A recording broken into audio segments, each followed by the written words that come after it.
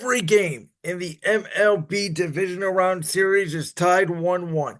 Tigers with a huge 3-0 win yesterday over the Guardians. That game was tied 0-0 in the ninth inning until obviously that jack off Emmanuel Quase made it 3-0 by a young Detroit Tigers team that has only one guy with playoff experience on their roster, and they're playing with their air on fire in the divisional matchup. You had the Royals and Salvador Perez, who obviously went yard last night in game two against the Yankees to open that game up. Royals dominated the Yankees offense. Aaron Judge has not gotten anything going yet in this series.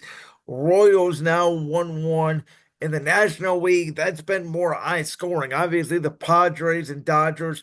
Padres scoring 12 runs between the first two games, losing 7-5 in game one. Shohei Ohtani turned that game around with a two-run jack. San Diego has gotten off to fast starts in both game one and game two, putting up 3 runs in both games in the first two innings. Their pitching is just going to have to hold on, which obviously it did in game two. And then Mets and Phillies are just back and forth, back and forth. Whichever team can have the bigger inning. Obviously, Bryce Harper and Nick Castellanos in the bottom of the seventh in game two. Phillies facing elimination.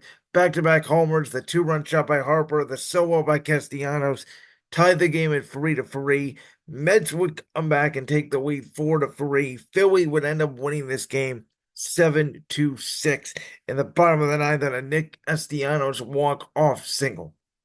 These MLB playoffs have been exciting. There's been a lot of inning. There's been some good defensive games. It's been sort of a good mix of what we sort of thought, which is again, good inning, solid pitching, good defense all the way around. Stars are showing out for the most part. Stars are making impact.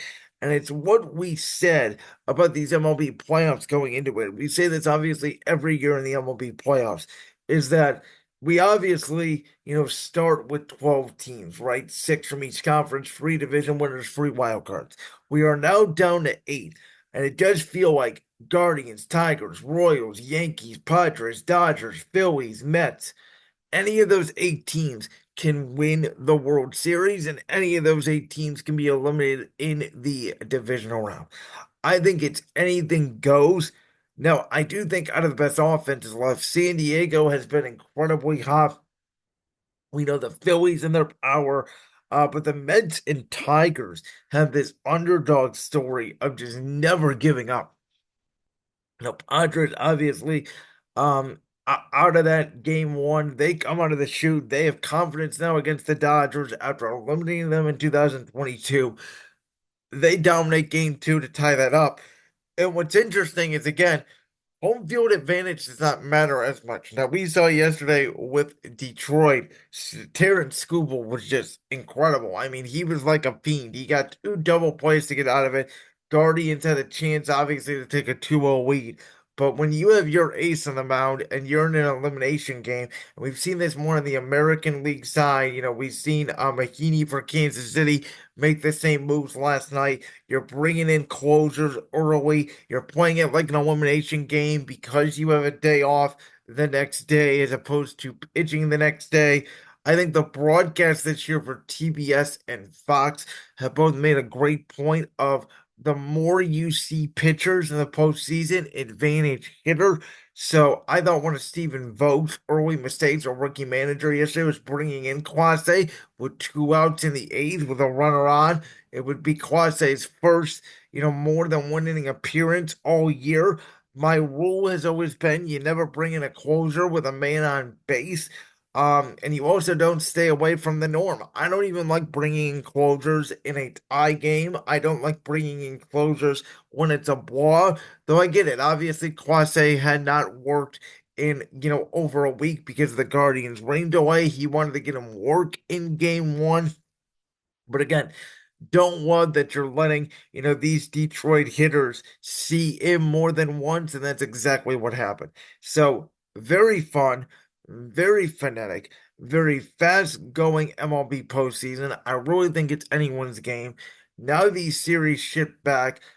Today we have the National League Game 3 back in New York, Mets, Phillies in San Diego, Dodgers, Padres.